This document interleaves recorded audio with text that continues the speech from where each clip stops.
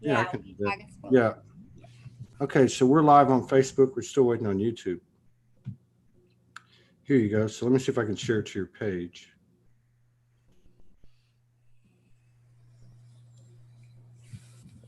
Say don't wear white on camera, but You're all good. Oh, who cares? Share to a friend, right? Let's see. Oh my, look at Heather's top. I just had one of them on in blue. Yeah, You kept it on. Jason. We're live, people. Oh. hi everybody. We just let them come in. We're on Facebook, but we're not. Completely. We're showing up on Facebook, but those Right, of us we're- are like, yeah, wait, yeah. they're back on. Wait, no. They're back on Facebook. For some reason, it's not coming up. I think that has to do with the internet. Here, let me grab my phone. I'll do it on my phone. What's that say? The magical wizard lady is here. The magical wizard lady is here. Yes. That must be Morgan because it's not me. Who's the magical lizard lady? The magic wizard lady. Delia Oh, the from outer wizard. space. Oh, Delia. Delia. Yeah. She says, hooray, the magical wizard lady's here. Okay, so it's not letting me share it to your page. Oh, okay. So, are you? Did you deauthorize it, or what do you call it?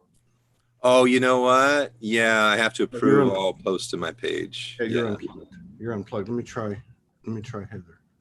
I think mine is still open.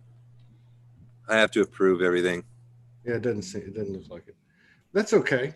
Yeah, it's all good. We'll deal with it. So, yeah, we're not going to play the intro, and we're just going to jump right into it. So, welcome everybody.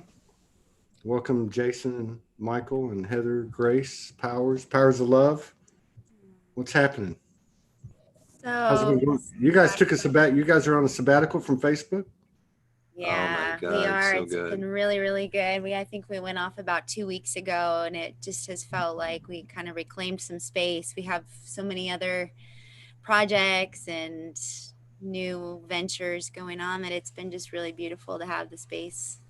I had to pull some arrows out of my back. I was Create a like, little oh bit, my yeah. God, Right. man. It was getting intense. You become a truth speaker and you stir it up a little bit.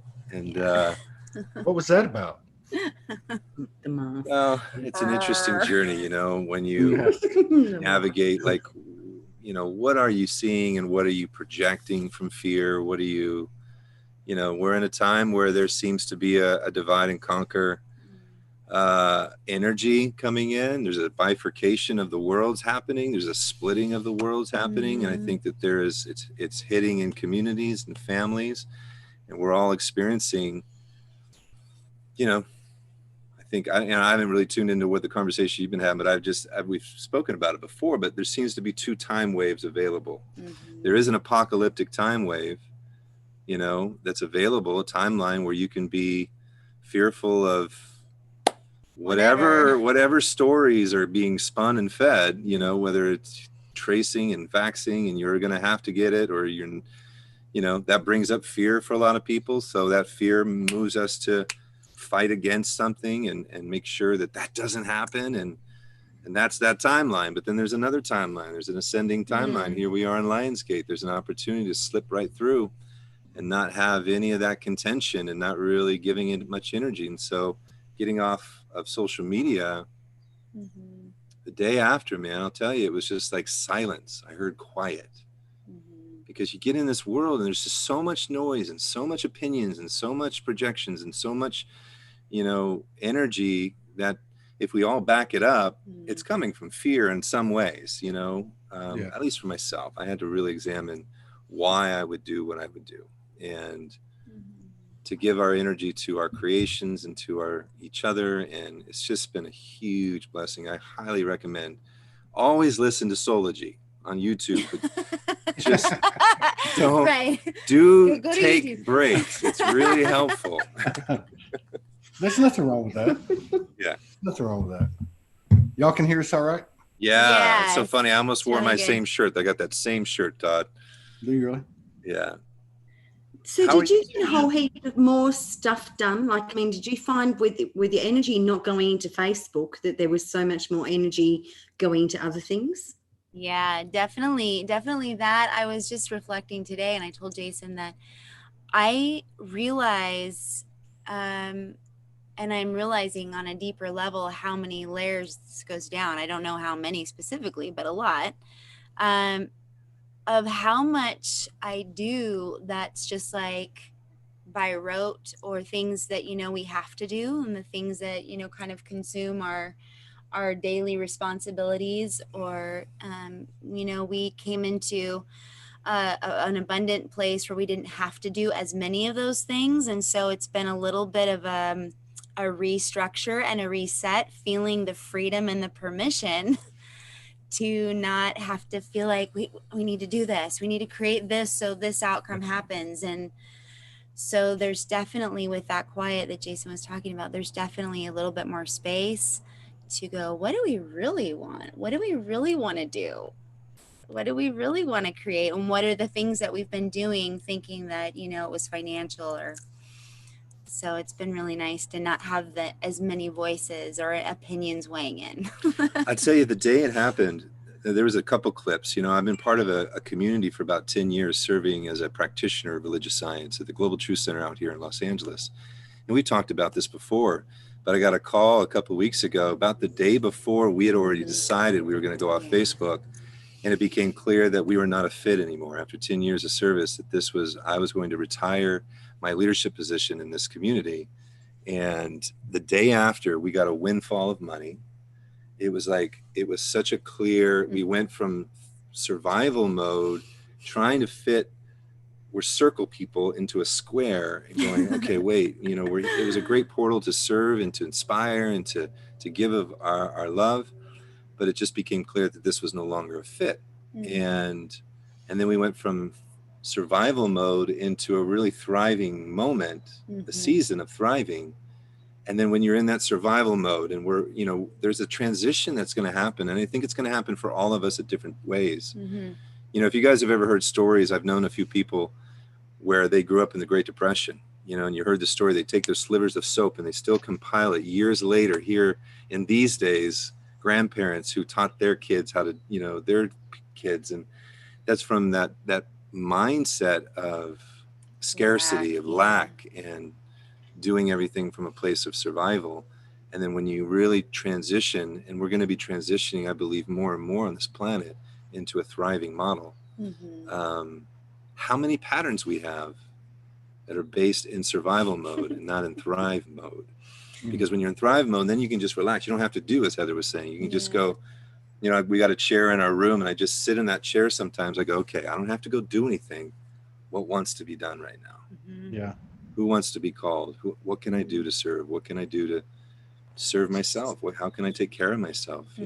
It really is a reset, of mind. That once that abundance came in, all of a sudden, all of these possibilities opened up, along with it. It was like one thing came, and then there were other things behind it, which for us, the question to just sit and go, what would we like to do? Immediately we're like, we want to be a family.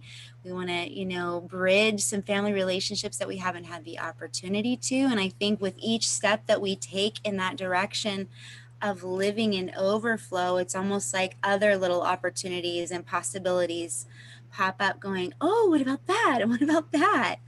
And so it's fun to learn how to dream and feel like we can dream. Do you know when you're going to go back, or do you have like a timeline, or you're just going to play it by ear? We're just going to feel it out. I mean, we've taken 30 days, we've taken a couple months at times, we have a thriving business that is functional in Facebook, but we don't need it. It's not like it's necessary. So I don't know, you guys. There's been part of me, and this is a shocker to me, because I was Neo going into the Matrix, going sit in front of the computer, and I'm going to infuse consciousness into the stream, and there's this. I don't need to do that. I don't need to do that, and I don't unless it feels good right now. Right now, it just feels good to be investing in in our local communities and in our relationships. And it's not just local. I mean, we're spanning across the nation, across the globe, still with people. You know, Zoom is still moving, and we're still connecting. But social media, Facebook, I mean, there's been a lot of things. It can do a lot of things that may not be so helpful. And so I think that we're rethinking. You're going to see a lot of people taking off from this, I think, you know, and going, how do we navigate and still be in our joy? I think just being in social media just became I don't know, just didn't feel so good. And so we may come back. Not sure yet. Right now, at least not till after the election. Wait till November. Purely 3D, like. What election? What election is right, that? exactly. What election? I may not have it. I don't know. Right. Yeah, that's really, really true. What interesting days. I mean, you're in conversations every day. I mean, tell us what's going on this planet, man? What's happening? We miss you guys. What's going on in your world? Let's talk about relationship, man. How are you two doing? Who's first? Do you want me to talk, or will I just sit here and be quiet? No, you're here to talk. It's actually been really quite bumpy in the last few weeks. It's really been quite bumpy as this new level of equality, I think, has been trying to bridge itself. I've watched over the last couple of months, well, in my opinion, the patriarchal energy collapsing and the masculines, especially in the relationships, having to adjust to this feminine power that's trying to step up and step out. That's just my experience. You two look like you don't even know what I'm talking about.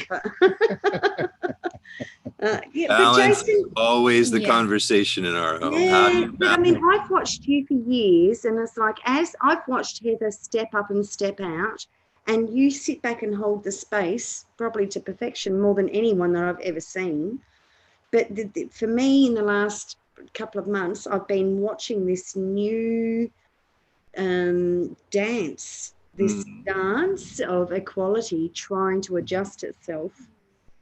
It's so interesting. I mean, we've been, you know, I've spent 3 decades as a mobile DJ out here in Los Angeles and internationally. Just that's been my main bread and butter, what I've been able to rely on to put really great money on the table. But since this COVID, all that business is done. You know, the community I've served for 10 years, you know, you can receive value and go, this is part of my identification. This is how I serve. Done. And so watching my beloved thrive and watching her, you know, circle Radiant Grace, her women's circle, seeing her soul awake and watching her truly rise, you know, I can tell you there's been a time going, I've been really digging into where's my value? You know, how do I serve? I'm not just her guitar case carrier. I'm not that. That's not how I show up. Not that he ever would show up. You know, but it's here to go. And truth be told, there's a lot of financial rock that I am and a support system for her to thrive and to not be taken for granted, to not be taken, you know, to go, how do we dance this dance of you know, we find ourselves in communities and circles where we do show up as a union and where the masculine's learning how to really emerge in a new way and let her lead where it is her to lead. Let her speak where her voice, but not to the neglect of his voice. Not to the neglect of his voice, because I can tell you, I have a voice. I have a heart to share. I've got wisdom from an experience, and it's how do we, that's part of our journey and our burn, is how do we do this beautiful dance of both voices and both essences being honored within and without.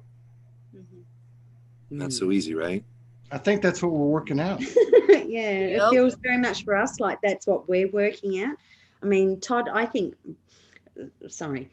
Todd would be on lives 24/7 if he could be, and I've actually got no interest. But beyond that, I've had this real need of like, okay, I need to step up and really need to share what I'm getting, and without treading on him at the same time, and understanding that, you know, we're both working towards this unified energy, this unified paradigm, this unified place, without treading on each other. It's been really interesting, actually. It's been really interesting. I said to Todd last week, I said, you know, we had on the first, we had this experience. We had the lioness actually came into our room, and we observed the lion sitting back over there near the gate. And we were shown that, you know, around this gateway, that her energy, her power, her whatever, her energy would become stronger. And so I said to Todd, like, let's get like a bunch of the couples that we know, the ones that are like really raw and authentic and just say it like it is, and let's get them for the 8th. Now I can't even remember where I was going with this. Do you know where I was going with it?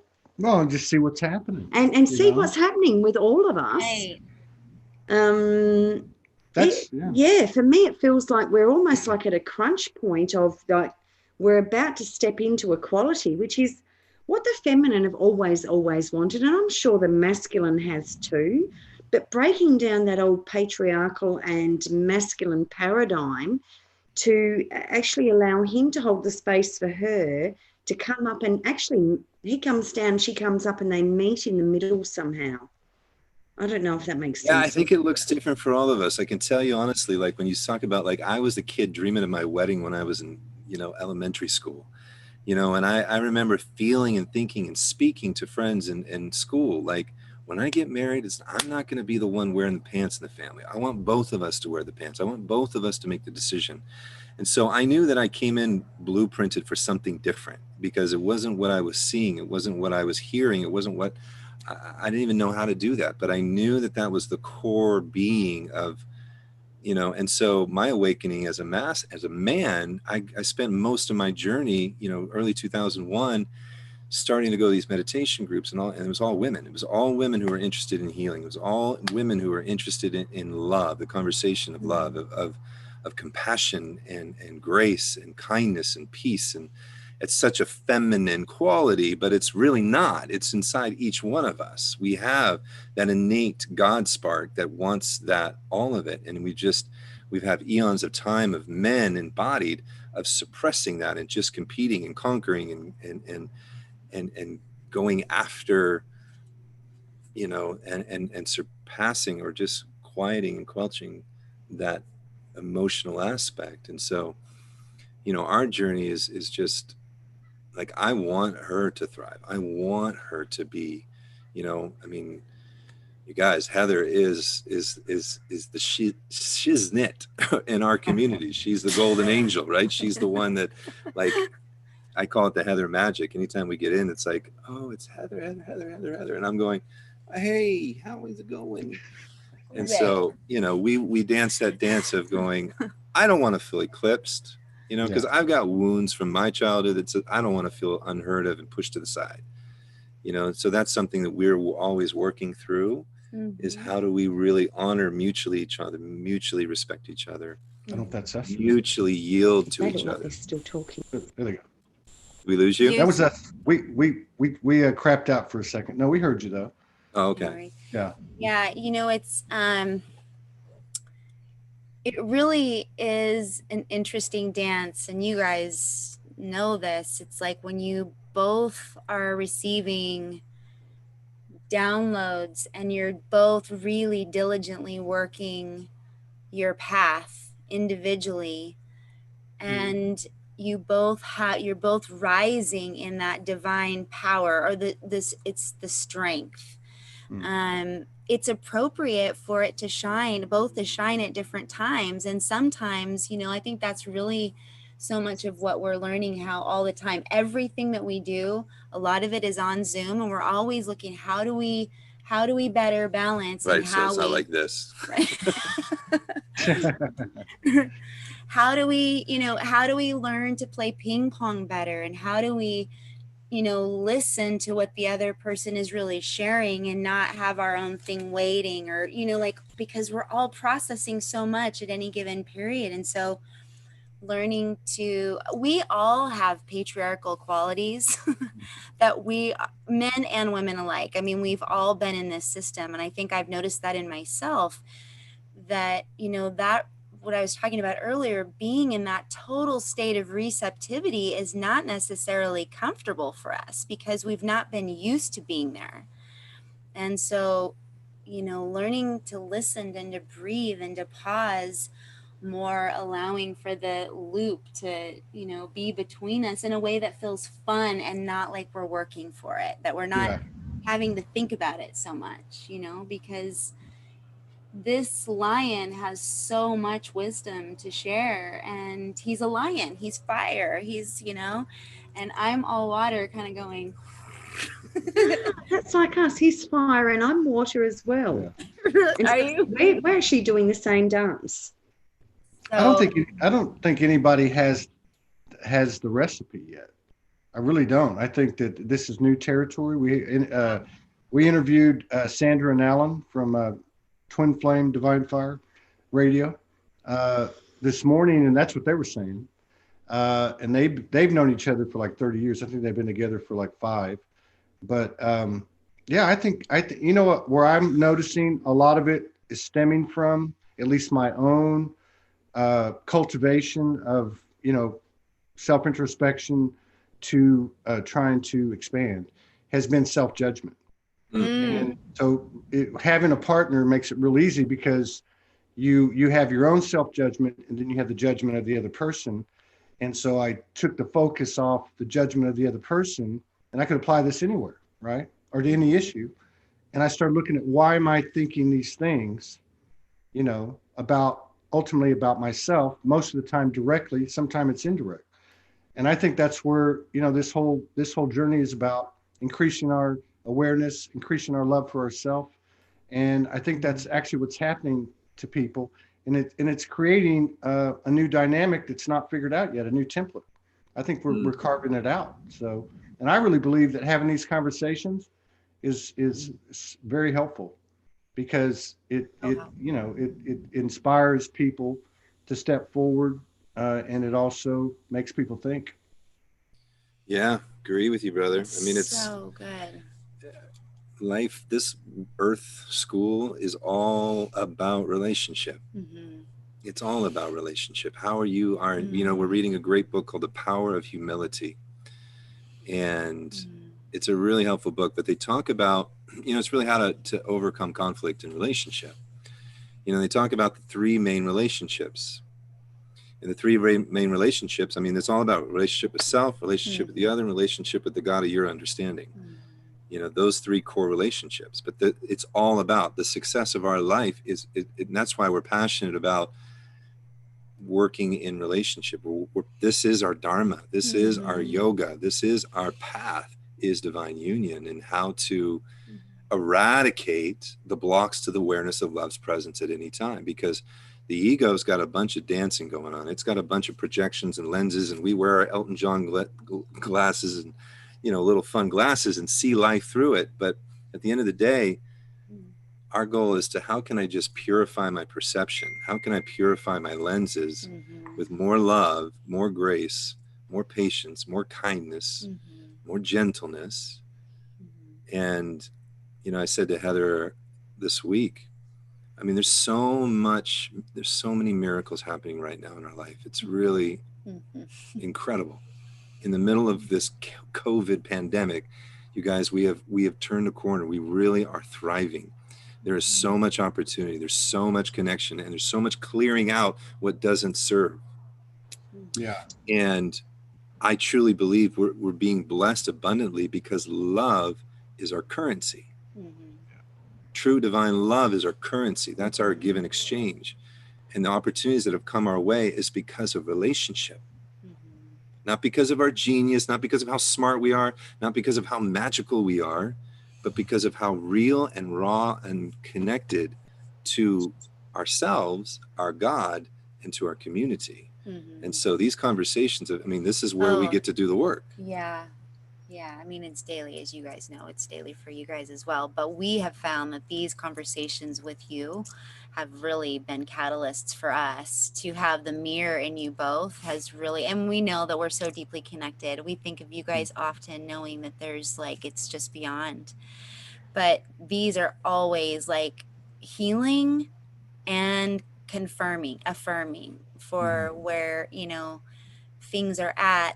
I presence daily the lag time between when you notice that you're out of alignment to being able to be accepting that you're out of alignment and to not necessarily react from the out of alignmentness. It's getting shorter and shorter, and the claws that once felt like it would just drag you down into that other realm where your vision and your heart is just cut off, it feels like daily it's just lightening up in a way. And a part of that for us has definitely been turning away from the conditions that are going on in the world with the pendulum swing that's really rooted in duality. When we're not looking at it up there, it feels like it's less, so it's less here, so it's like playing out less between us. Yeah. I knew you guys were coming. We're finding even if you do go down into something, that the timeline of spending any time or energy in that is less and less and less as well. Yeah, same thing. Thank God. And you know what I think too? I really do. I'm not totally convinced, but I'm about 90% convinced, whether it's a couple or an individual, like what you're doing. You've extracted yourself from social media, and look what's happened. I think we got to be really careful what we're watching and what we're putting our attention on, because we may think that we're above it. We may not think we get a charge by reading stories or listening to videos about these inequality issues, these unjust issues, whatever you want to call it, the deception, whatever. But we do, and we'd have to be stupid to think that it doesn't affect our experience. So I applaud you for having the balls to get off social media and discover some new things about yourself. And I think the abundance that you're getting is a reflection of the action that you took.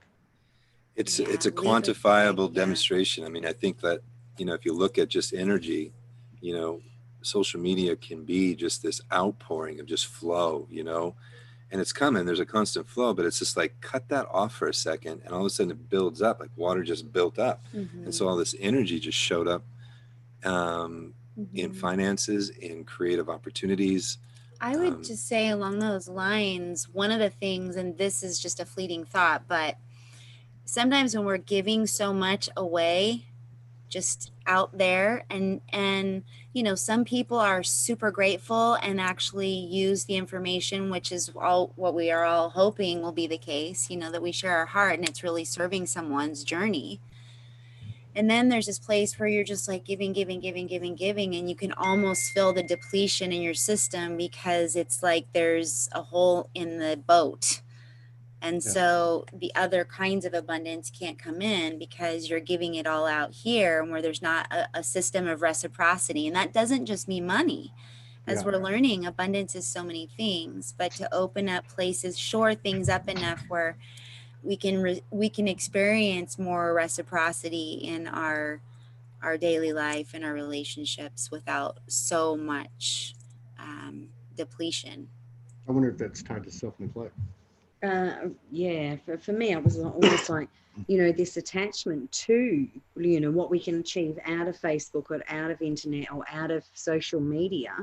As soon as we let that go, we actually, everything works in reverse. So as soon as we let go of our attachment to those things that the human thinks that we're going to achieve from, then all of a sudden we automatically align with the true energy of flow. Yeah. And then if you, and we've all been there, if you're giving, with self-righteous, servitude, are you neglecting yourself? And you guys are, exemplifying that right now by turning it off and directing your attention to self-care of yourself and the relationship. Yeah. It's so easy. We've been doing, since March happened, the lockdown happened, I've got the guidance to host a virtual book study, and we've been doing it pretty consistently every Friday. And a few of us come together, and we're going through a book called Take Me to Truth.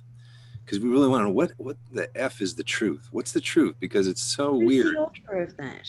A good friend of ours, Nook Sanchez and Tomas You Vieira. guys will love this. And another book they have too. We'll tell you about it afterwards. It's about relationships. But we were reading it last night, and I'll give you a little line. It says, "When I'm worried about earthquakes, floods, wars, or when will I die, I'm in God's business. If I'm mentally in your business or in God's business, the effect is separation. Mhm. If you're living your life and I'm mentally living your life, who's here living mine?" Yeah.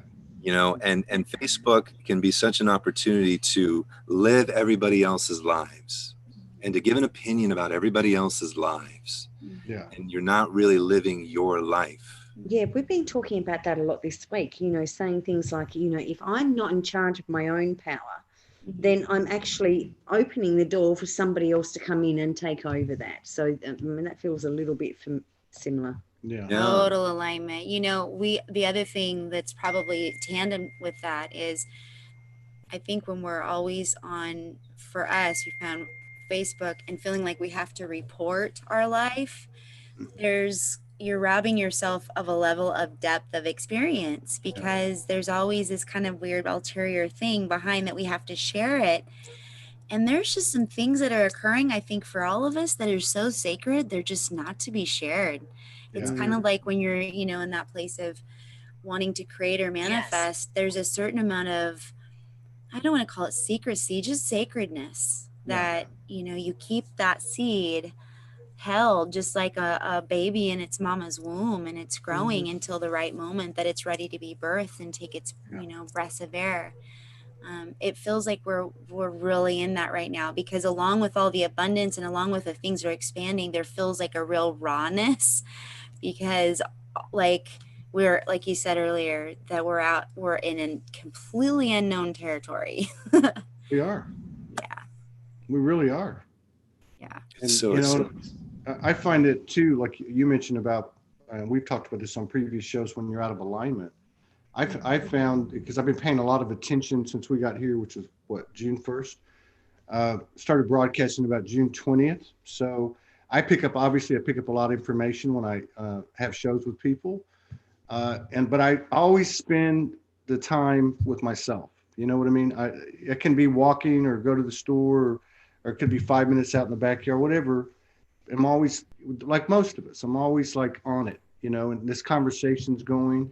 But what I've noticed in the community, the spike in judgment and the spike in self-righteousness, which I really took into myself. And I thought, well, and I'm not doing that, but where am I doing it? Right. That kind of thing. Yeah. And so when the out of alignments occur, it's become a lot easier for me to just go into no judgment, just into, you know, I'm not saying I don't get triggered or get charged, but if I can just, you know, catch my breath, then I'm okay with it, because I know what we're dealing with here.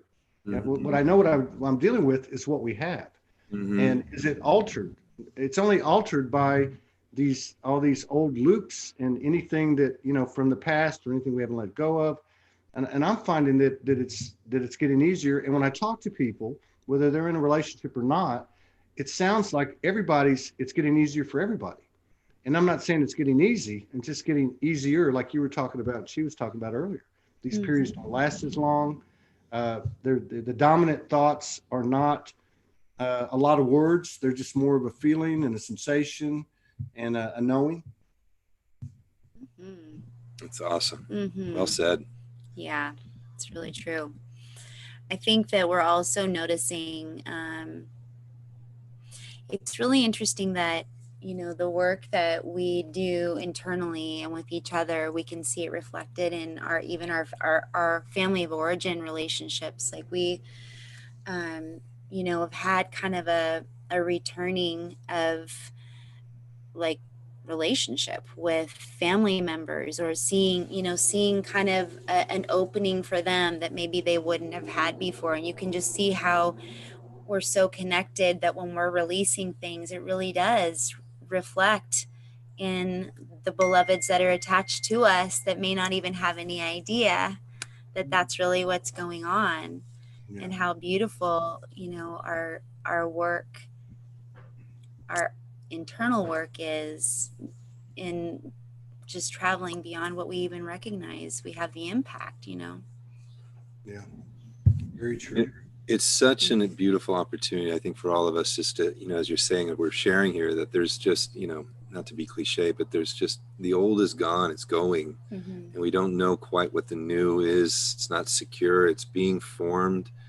And it's such an invitation to just stay in the mystery, Yeah, to stay in that void, to stay in that 0 point, as you guys always talk about. You know, we talked, somebody said, it was Laura Eisenhower, she was with Magenta Pixie, and they were talking about the upper chakras, and that there's an infinite right here, just above us, right there, and just stay in that 0 point of that infinite loop, this 8 here, and this Lion's Gate, to stay here in that, really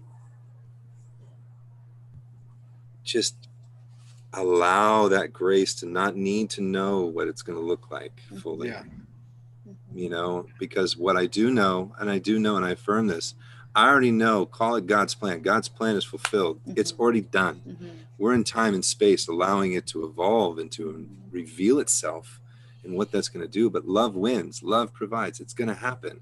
How it's going to look, it may be a little uncomfortable. It may be a little painful. You know, like this community of 10 years, I didn't see this coming. But I know that we both know that there's no wrong or right. It's just we evolved out of that paradigm. And there's something beautiful emerging. We don't know what it looks like, but it's coming. And we just stay in that available, you know. Morgan, drop it. Drop some wisdom, Shakina. No, I'm loving this. I really resonate with everything that you're both saying. I've thought numerous times, you know, over the last month, 6 months, year, I would just love to get off Facebook and just do my own thing. This is a bit hard for me to do, considering that I'm married to the Facebook king of freaking. Hey, I called him that. No. It's like, you know, I've done it numerous times over the last 10 years, and I found it so refreshing. And it you know, to really log out of that and really log all of my own energy into myself was extraordinary. I don't really have very much to say at all. I'm resonating with everything that you're both saying. I can't even believe I'm on here. And I'm sitting here and going, I want to go. I'm done now. I want to go. I just want to go. I just want to go. It just looks like we're having a double date. that's all. Yeah, I know. And I mean, it's beautiful to catch up with you too. But I mean, this is so not my natural state. Yeah. And I just, you know, I said to Todd the other day, I said, we had this experience on the 1st of August. We had a lioness come into the room, and she was telling us all this information, and then she merged with me, and I watched, you know, the lioness forefront, and the lion was just sitting back over there holding the space. And they told us that, you know, this 8-8 gateway, the lioness energy was going to make herself more present, more known than ever before. And I said to Todd, wow, it'd be really interesting to get a whole bunch of couples to see, you know, how that's working. And then I heard one of the couples today talk about, well, the gateway goes from, you know, this date through to the 13th anyway. But I did say to Todd at the time, or maybe it wasn't at the time, maybe it was today, if there's any masculine energy, if there's any lion who's really going to get this, it's going to be Jason. Like, I watch him and he really holds the space more than any other masculine I know of allowing his lioness to raise fully into her power. And you two would know this. As he does this, he actually aligns with his own true power at the same time. Yeah, thank you. Chills. I appreciate that reflection, Morgan. Thank you. You know, and to be, you know, there is that yielding. There is a great power in yielding and allowing. And I think it's required more than ever. And we're not weak as men to allow ourselves to let her lead, you know, And it's been a dance in our union. You know, there was years I was always driving. I'm like, babe, I don't want to always drive. You drive, you choose, and encouraging her and pushing her, you know, because I don't want to be that guy. Yeah. Not that I don't want to, because I'll make a choice, but it's that it's fostering that. And I think those of us that are carrying these codes, it's that, you know, I mean, the true guardians of the Grail, the true Grail Knights, the Jedi, DGEDI, the Jedi, the Grail, the holy lineage of guardians of all that is she, guardians of the earth, guardians of the sacred energy, guardians of the women, guardians of the grandmothers, guardians of the trees, guardians of the animals. This is required for us men, and it's a new way of being, to let that lioness come through, you know, and crown her. But also understanding that your lion hasn't dropped away either. This is such a tricky period at the moment, because, you know, for me observing this, it's like, as he lets go of his old false power and truly sits back and allows her to fully step into her power, and I hope this doesn't sound bad, but the females of the planet entering these relationships and even on alone have understood that they are space holders. So when our divine masculines also become space holders, there's this opportunity for this great unified equality, this love between us that is absolutely androgynous, to really take form. And Jason, for me, and my beautiful, beautiful beloved does a great job, but for me, you have portrayed that stronger, louder than any other masculine I've seen so far. I think It's true.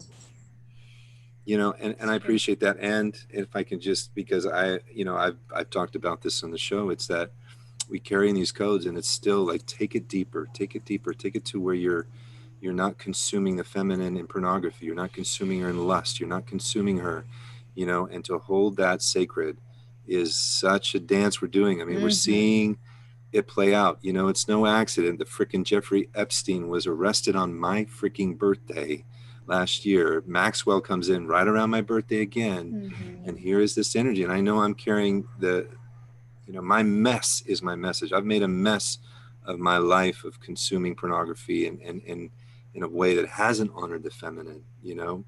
And that is a message I wear on my heart, to like, let's pure love. Let's dive in and honor her in all ways. And I'm not here to judge. Like, pornography is not good for me. It's not good for our relationship. We don't use it. It's not helpful. And if you out there listening and it supports your marriage, it supports your relationship, no judgment. You know, I'm not saying, you know, there's no right one way fits us all, but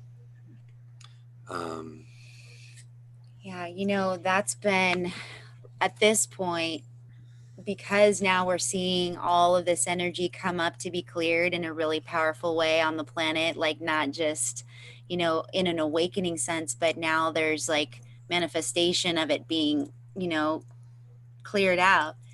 I think that's really, for a lot of women, and I can only speak to my own experience and the people that I've seen, and I imagine you're in this too, that, you know, the more that the feminine doesn't feel like she's fighting to step into that space, fighting against the masculine energies that have been painful.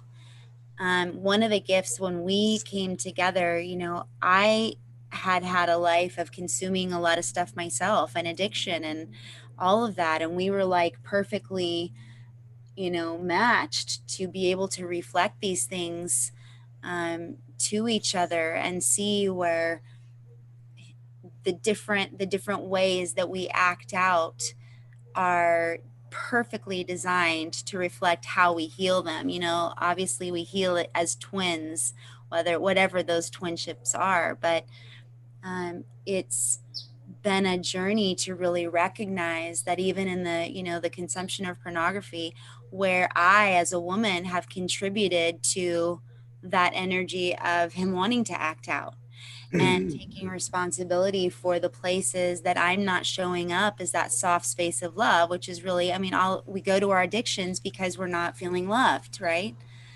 And so having to really go into those dark places and take responsibility and ask deeper questions of how do I love better and not operate in fear of what might happen or the old ways of being, and to really step into a deeper, you know, level of trust. And I'm still working at it, you know, just that place of, As we are too. I mean, I think we all are. I don't know anyone, as Todd says, walking on water yet. We received this exquisite download last night, which really meant a lot to me, because I came from a childhood of being sexually abused from 3.5 through to 13, and probably longer. Like I received the darkest pictures of sexual energy. And with Todd, I'm receiving the lightest, the most exquisite pictures of the opposite extreme.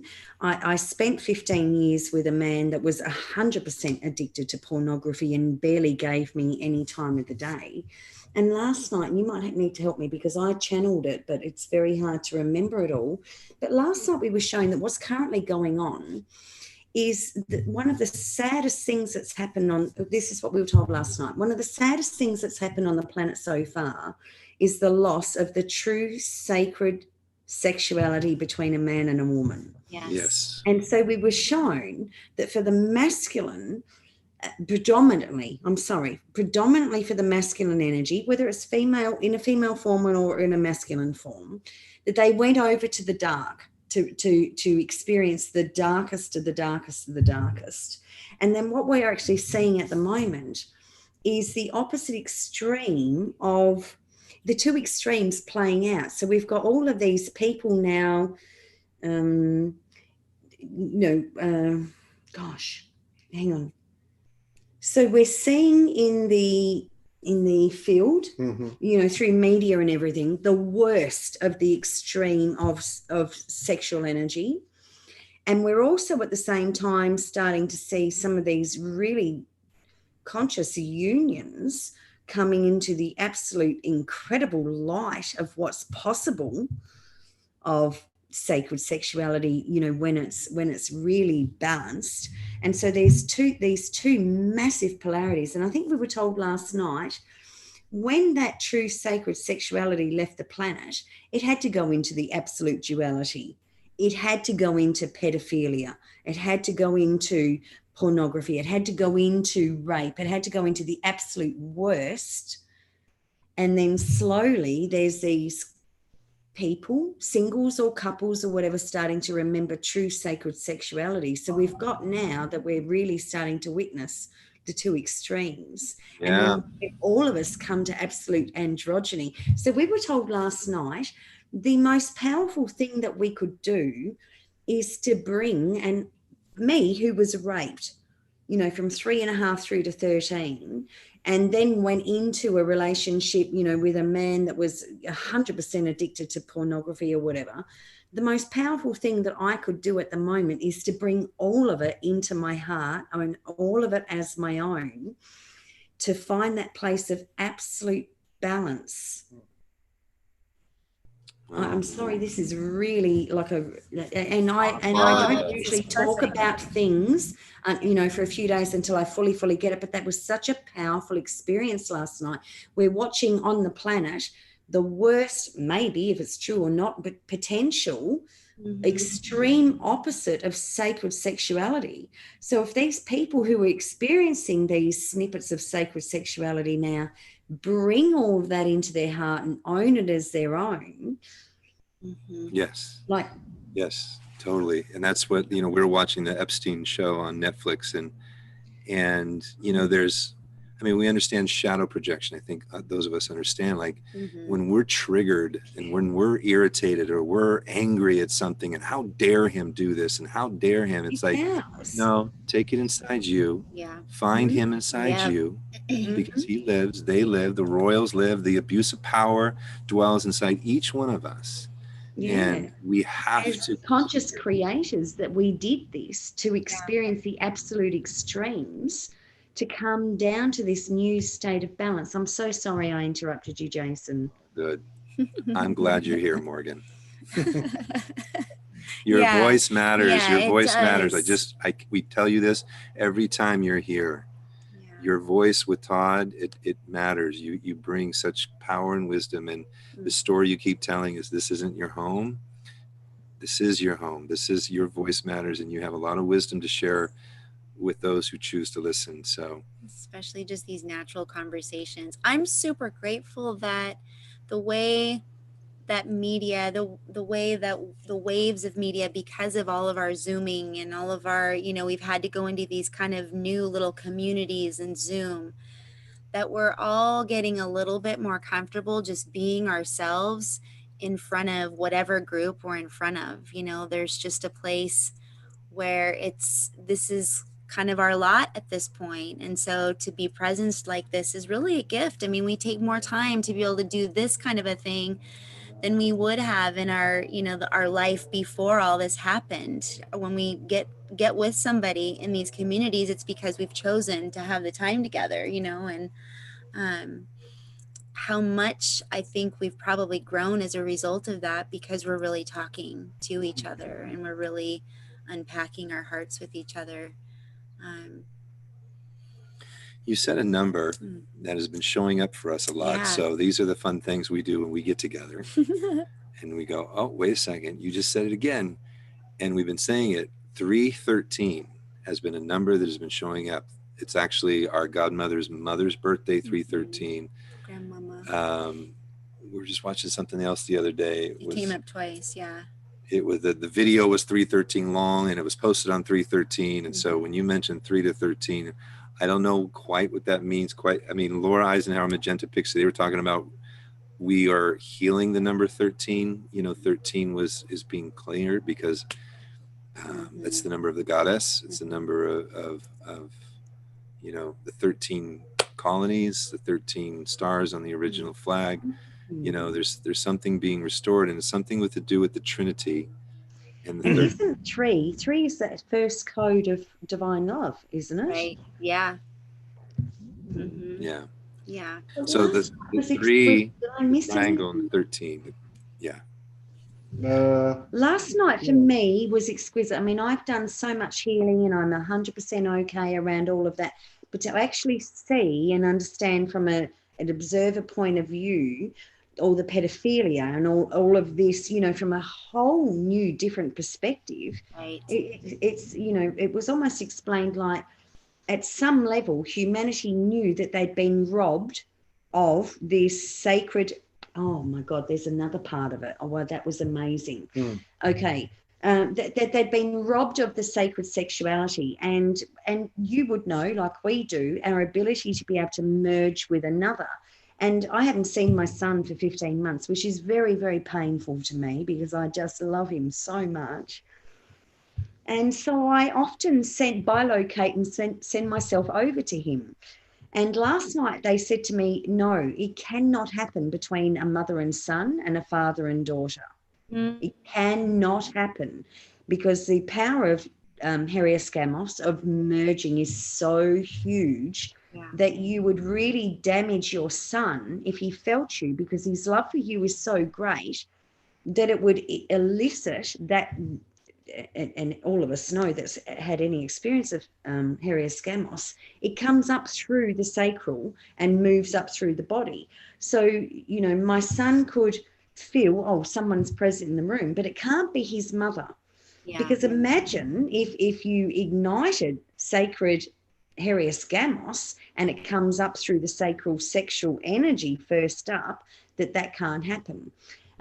We can do it with our same-sex children unless they are gay or bisexual.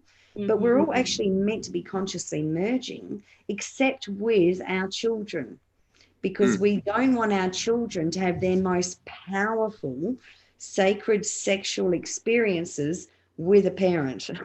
Right. Right. Yeah, right. Yeah, this was, and we can do it with anyone else, anybody else, and it can't do any damage. Except, I mean, I think about my 18-year-old son who's so open sexually with me, talks sexually about anything and everything. Like if I went to his room and bilocated to his room and I activated, you know, through that sacral chakra, and all of a sudden he's got the most powerful sexual energy that he's ever experienced, you can understand, you know, from a human perspective, what sort of damage that would do. Yeah. But we are actually meant to be doing it with each other.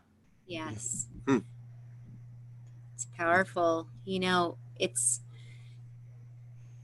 this energy. I mean, it's the sacred energy.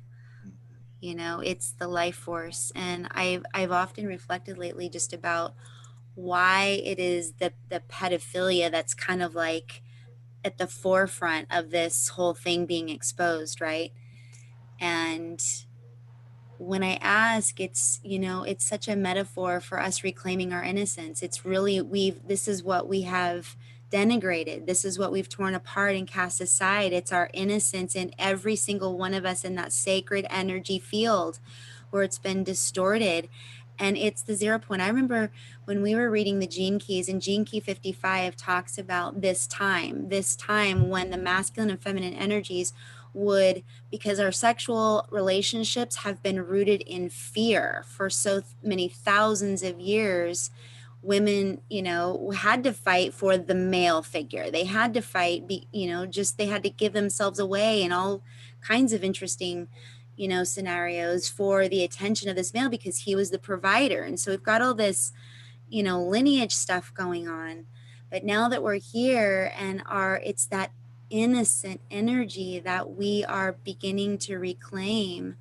That's what I mean. Just like even with our kids, I can see it because my son is on his own awakening journey. And I realize there are certain conversations that just, you know, he can't have at this point because he's in a super raw, tender place of healing certain traumas, you know, and I think that's such wisdom what you've just shared. But That's also, Heather, not only did she succumb to all of that, but then she learned how to become the seductress and the enchantress and the sexual manipulator and everything as well.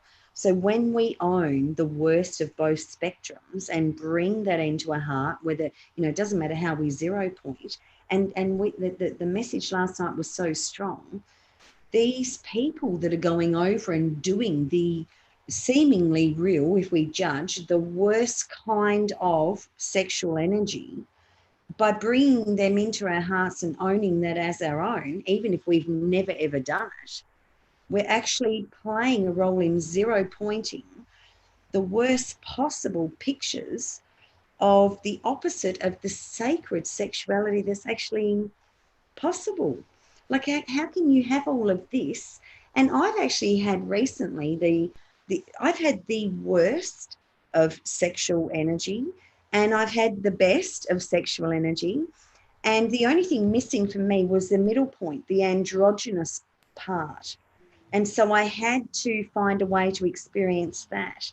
So, you know, when I experienced the worst, and I remember back in Hawaii, like 12 or 18 months ago, being told, oh, you've become a specialist now, which was like ridiculous for me, but you've experienced the worst, now you've experienced the best. You chose to come here to experience the two extremes of sexual energy, so then you could actually start competently and knowingly sharing like what all that really looks like. So, you know, I'm 53 now, and I think I spent the first 45 years of my life wanting to burn the pedophiles, like let's kill them all, not consciously, but like the worst possible thoughts I could have. And I'm fascinated watching myself through this, you know, watching, and not very much, but, you know, when I hear about the potential of maybe all of this stuff is real, I'm feeling nothing, which is really shocking to me, really shocking. But then last night they explained, no, you've done all paradigms now. you're actually not meant to feel anything. You're Mm. meant to be in a place of true observation, and then being able to focus your energy and keep building the sacred sexuality. I talk too much. So resonant with that. God, What's that? what do you think, brother? I'm right on with it. Yeah. And it makes sense. Last night I went to the store. I worked till about 11:30. So I went for a drive. I like doing that. And because I have that conversation, right? And so I had this conversation. I wrote a post. I didn't catch it all. But the standout thing was in regard to, it was in regard to walk the talk. Like, walk the talk. Here's the situation. No more stories. You know, this is collective. This is individual and so on. But the way it was explained to me was that we are here to create a higher truth. That truth does not stand still. So I said, well, how does that happen? And they said, well, they basically showed me, let's say, the field of the mother, right? The womb that you're talking about, that space to stay in. And they showed me how in this extreme polarity of a realm that we actually create polarity by becoming righteous or overly righteous, pious or overly devout. Judgment. Yeah, and so that's what happens. But it showed me in a good way. And it said, and I did put this in the post. It said something about, now think about this. You guys actually created on the way out the door in an extreme polarity of a realm, some overlays of even grosser polarities. And that's what listening to her and what she was revisiting from last night. I guess I was being set up to hear what she had to say, because it was frequency wise the same thing. It was, I actually saw the overlays go in there. And so you already had this extremely polarized realm. And then you throw these last minute in the ascension and the apocalypse, the unveiling, these overlays at the last leg of it, to even get more of an opportunity to increase a greater truth. We're here to increase a greater truth. And then they said to me, so what's the worst thing that can happen? You fail while daring greatly, and you fall back into the arms of the eternal arms of Mother Universe. And if you succeed, you create a higher level of truth, love, courage, wisdom, and so on. Beautiful. So I thought, wow, that's really cool. Mic But drop. I think that's probably the best example is the sexual part, because Well, that's what we were just showing last night, the absolute extremes of sexuality, of sexual energy. And if we can come to an absolute non-judgmental, absolute balance of that, sexual energy is creative energy. You know, for me, it's almost been shocking, you know, and I don't go looking for it, but if I've seen this stuff that's apparently happening to these children, for me who went through that in childhood, to have nothing, like nothing, no hit, no nothing, and get this bigger picture of, you know, when all this happened, there was such a, you know, humanity felt so robbed from the universe. Where is our sacred sexuality? That they went to the opposite extremes to try to find the power in that through our beloved children. And me, who lived, you know, my childhood, they're going, oh well, everything's perfect.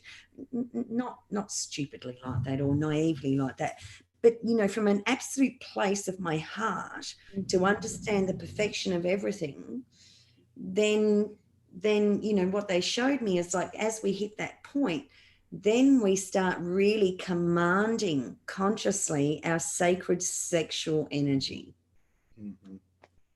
Which, as you said, it's just creation. It's just creative energy. Now we're starting to create from that place of non-duality, you know. And I just, every time what you're saying is, you know, we often say we're just playing like kids in the garden, just returning to restore Eden, you know. And when we ate the tree of good and evil, you know, therein lies, we lost our innocence, we covered ourselves, the story goes, and we were in shame and guilt and doing this dance. And, you know, that's where I had to, you know, I spent a couple of years in the recovery rooms of sexual addiction, you know, and understanding that this energy is powerful and creative, and not to shame it. And that's where I think we've lived a time for so long where we don't talk about it. It's not, it's joked about, it's twisted out there, but it's not really honored and given its freedom. And so it's been such a joy in our union to allow the fun, allow the creativity, allow just the play and connection, and without the judgment, without the expectation of performance, without the expectation of, or it's a barter and exchange, well, you did this and I'll give this to you. There's none of that going on. It's just it's play and pure connection. And from that, prayer. We experience more creative energy and more potential. So Jason, question for you. So if I had that childhood of all that sexual abuse, from 3.5 through to 13, and I found a way to overcome that, and you came from an opposite spectrum of overcoming addiction to sex, who did the greater job? Who did a greater job? Yeah. Oh gosh, I don't know if there's a greater. I don't know. I don't know about a greater. I think, coming from, to allow yourself to not have, as you said, heat on it, to have a place where there's an impartial, it's like there's a forgiveness piece. There's a true forgiveness, and true forgiveness is not, hey, I don't you, I forgive you. It's like, you know what, in reality, nothing really happened. Yes. I was untouched. Yes. Yeah. So we both did what we needed to do and arrived at a place of absolute balance, and no is greater or lesser or more than or whatever. We did what we needed to do to understand this absolute purity, this state of balance around sexual energy where there's no heat. Like for me last night, when I saw that there are, and it's not just me, I was shown that there are hundreds and thousands of people around the planet that are not buying into this, that we, at some level, we understand that none of it is even real. And that probably sounds horrendous to people that are still buying into it. But, you came from this spectrum and healed that, and Heather came from this spectrum and healed that, and Todd came from this, and I came from this spectrum, and all of us met in the middle. We all did, whether it's sexual energy or masculine energy or feminine energy or Christ consciousness or sacred sexuality or pure love, all of us are coming to an absolute state of pure balance where there is no judgment, and we understand the perfection in everything. Yeah, it's so true. I think in this space too, we're moving into this opportunity to be in groups with mixed groups that is now safe, because there's no leaking energy. There's no little, psychic, astral kind of things going on. Or even human judgment. And, Todd, you were saying earlier, just about the judgment that we experience out here is just the judgment that we're casting on ourselves. And I remember, an old scripture, it's just so simple of, you're going to be judged by the same yardstick that you judge other people. And it never made sense that so much of the time the voice inside of us is drowned and it's become normal. So we don't recognize that it's our judging ourselves. It's just the narrative that's just familiar. And it has to externalize in order for us to see it and claim it and then break free of it. It's hard to describe some of this stuff because we have to use these words, but the truth is we came out of a codependent environment before waking up, before that starts. And the truth is judgment, to me, typically it's a narcissistic frequency, because it's okay one direction, but not the other direction. You know what I mean? So it makes it very easy, because nobody wants to identify with that. We know that's not going to bring unity consciousness, and that's not going to bring oneness within ourselves. But it is for me, it's a real loud way for me when I go there to say, I don't want to do that. I cannot rationalize and substantiate judging. And that is a work in progress. And I think all of this is a work in progress. And just like creating that higher truth, like they showed me last night, that's an ongoing thing. It never stops. Yeah. So, you know, if we can remove, let's say, levels of judgment, we're going to wake up tomorrow and discover there's new ones. You know, it goes deeper. And that was a big part of what they showed me last night, was how we were drilling down into what they said was that you were in an environment with the potential that every single belief system can be shattered. Totally. And I thought, holy shit, that doesn't sound, you know, too comfortable to me. And then they said, no, it's freaking beautiful. Let me show you this. That's when they showed me the polarities, in that we got ballsy going down the home stretch and threw these overlays on, because we could have ascended without, you know, without the extremity of the polarities playing out. But there is the sexual energy, I think, is at the center of it all. And there is this huge polarity between what the distortion's been and what it went to versus what's coming back. But we were shown too last night the devastation, you know, in the humans when the whole power of sacred sexuality was shut down, and some of them chose to shut their own down, and others chose, I don't believe this, I'm going to go and create my own in the most powerful way I can, with the biggest, most innocent, you know, ways I can do it, because the blueprint of what truly happens between the masculine and the feminine, regardless of your gender, like that level, and I know you guys know, the level of power that happens in that true heart-to-heart connection in sacred sexuality. Yeah. Imagine being here 2,000 years ago, and you probably don't have to, or however long ago, and finding out all that's gone. You would go out and search for it in any way, shape or form you could possibly reconnect it to it again from a human conscious level. Yeah. You can understand why all of this happened. It's just an extreme polarity. Of course you would do that. If you'd spent, you know, the first 50 years of your life knowing it's just available, and all of a sudden somebody took it from you, you would absolutely search for, how am I going to find it now? What else is possible? Sure. And, you know, when I saw that last night and how powerful that was, it was like, wow, yes, oh my goodness, I really, really get it. And I'm probably going to upset a few people here, but that's okay too. I'm used to doing that a little bit. Right. That's okay. Rock the boat, baby. Well, as we like to say, take what you like and leave the rest. You don't have to believe anything we say, because it's just a belief. No, absolutely. No, definitely not. Just believe your own stuff. But that was incredible for me to actually see like that original split, and how some people went off like, I need to reconstruct this somehow in a 3D paradigm. So I don't think you know this, but so when these things happen, typically the 99% of the time, she's the channel. And I've noticed that my body is taking in the information in a nonverbal way. Oh, I know what you went through last night. And so anyway, okay. So that to me, like I look at her, I know she's anchoring stuff in.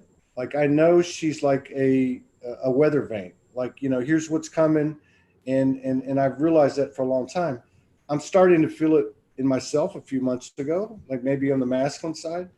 But the information that came in last night actually produced, and it was not a sexual situation. It produced soulgasmic sensations throughout my whole body. And I actually had an ejaculation without anything. It was just from the force of the Kundalini. Almost like realigning with the true sacred sexual power. Yeah. It was a message. The powers of love. Yeah.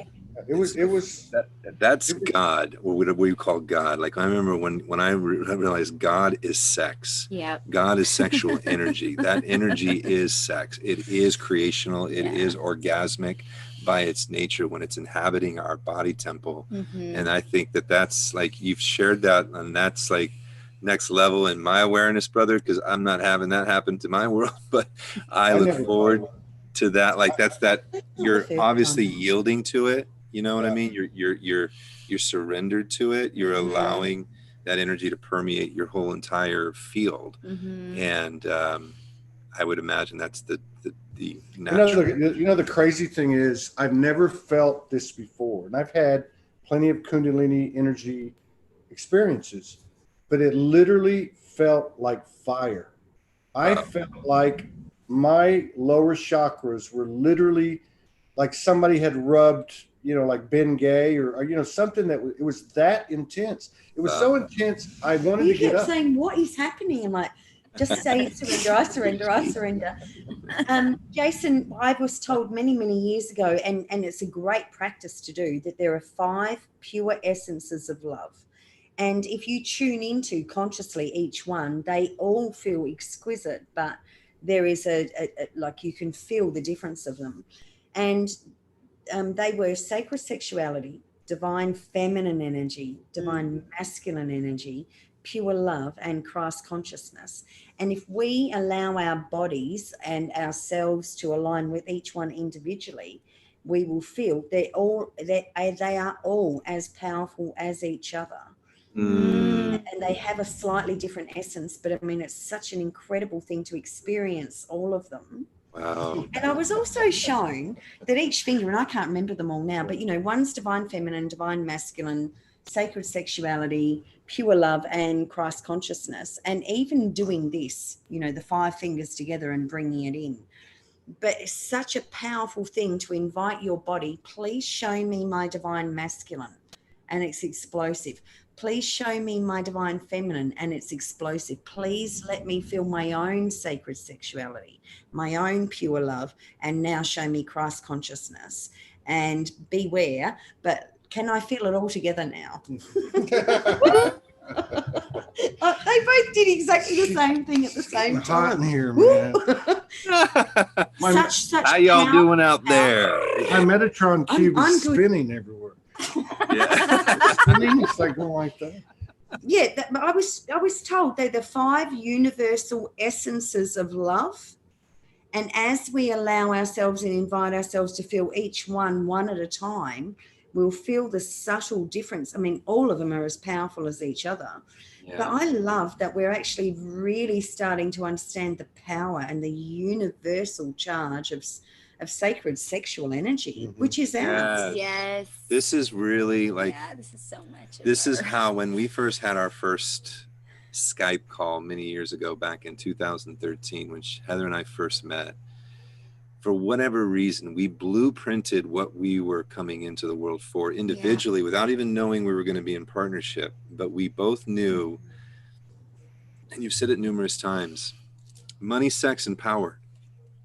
Money, sex, and power. Mm-hmm. True power, true sexual energy, it obviously is linked to our finances. And when there's distortions in one, there's usually linked distortions in the other.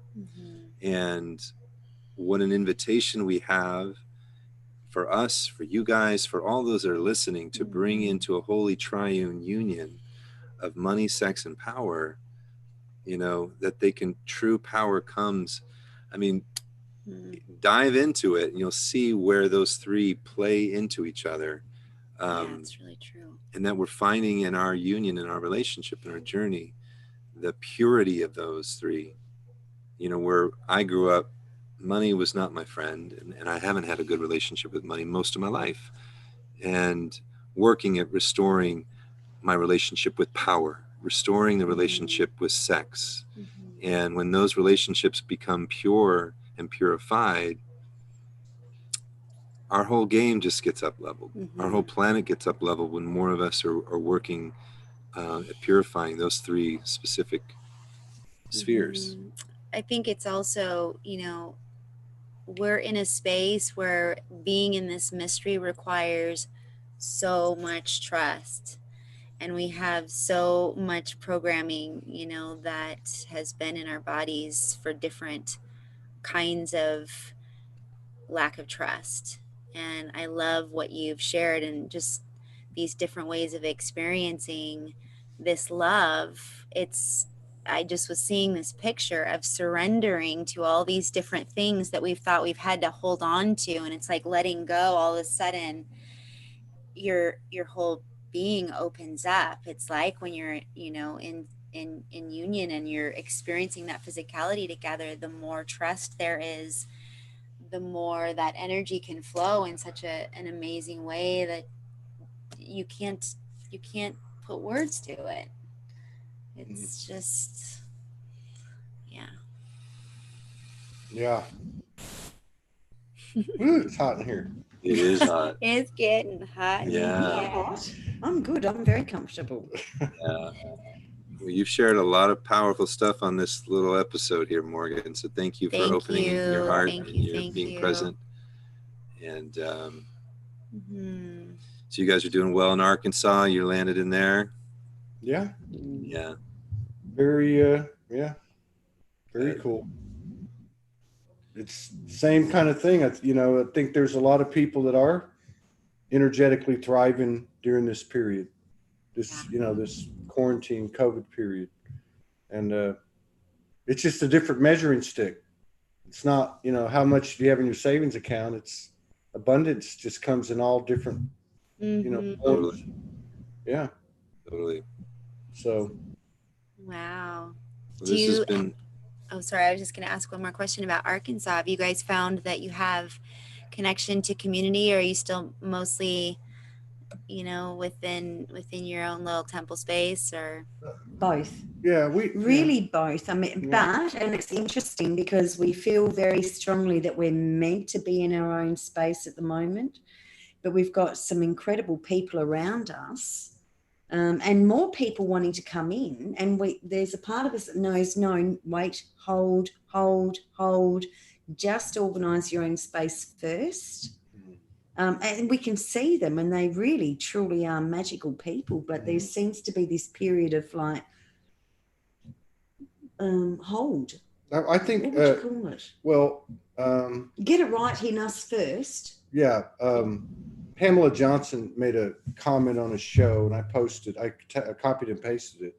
Well, she was talking about light workers being immobilized during this period for a higher purpose, for a specific reason.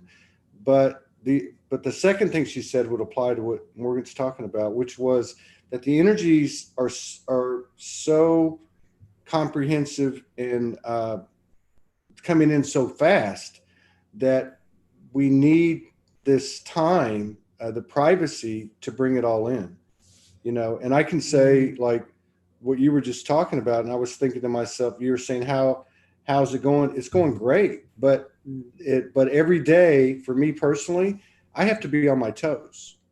I literally have to be on my toes and be aware, do my shows and what other work I might do, but the rest of the time, whatever it looks like, I don't know, but I'm there.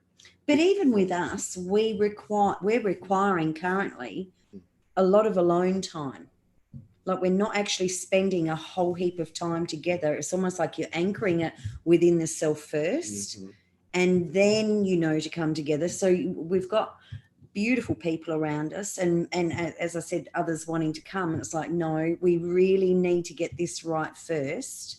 We can't have that external interference at the moment. God, that sounds really cold and awful, but... Yeah, we probably have about 10 friends, 10, 12 friends here. Really special people, yeah, but even special still, it's like, no, I need to be alone, and I need to honour that. Yeah. We haven't done a lot of socializing. You would think we have done some, but... Not much But, at all. I don't know how to put this. How do you put this? I was thinking about it today because I was going to call one of them or message one of them. And I was going to say, why are you always hiding? But then I thought to myself, wait a minute. Well, they're not calling me. I'm not calling them. So they're probably going through the same damn thing I'm going through. Yeah, totally. Right. And I think that's probably applicable to a lot of people. It looks like collectively the whole planet is doing it, even though it looks like the government's enforcing on it. Energetically, the whole planet really is being put into isolation and quarantine, and we don't feel any different, really. No. Yeah, same here. Even from each other. We've got 2 bedrooms, Sometimes he goes into the other room, sometimes he does. It doesn't matter, but we can see that the perfection of being in isolation and being in your own space and really working it out in yourself first is really important. Yeah. Mm-hmm. Mm-hmm. Yeah. Well, So it's with you so guys. good Oh to my gosh. tune in with you too and drop in Always. here and share our hearts and our journeys and our ahas and our let goes. And thank you for inviting us on such a special day, on such a it's a holy day for us, Lionsgate. To share this with you. And it's just always, whenever we think of you guys, it's beyond gratitude and beyond words, the connection I know that we both feel in our hearts. Yeah, we're very, very much the same as well. Every time we go into dimension and go through, you know, the things that we're going through, we're very, very aware. In fact, we're often shown that, you know, they're doing it as well. Well, I just want to say for those out there, I mean, we're not on Facebook, but you can reach us at thepowersoflove.com. You can reach out and message us if you need support in whatever. And if you're stuck in a relationship and you're wanting support to presence, this is what we love to do. And if you're an individual looking to get into a kind of relationship like this, you know, we'll help clear the field out. And that's what we love to do. So powersoflove.com. I think that's that. And right on. You two just keep doing your great work, man. We love you so much. So much. Oh my gosh. Big ditto. Y'all take care. All right. Thank you. See You're y'all welcome. later. Bye, Thank you. everybody. Bye.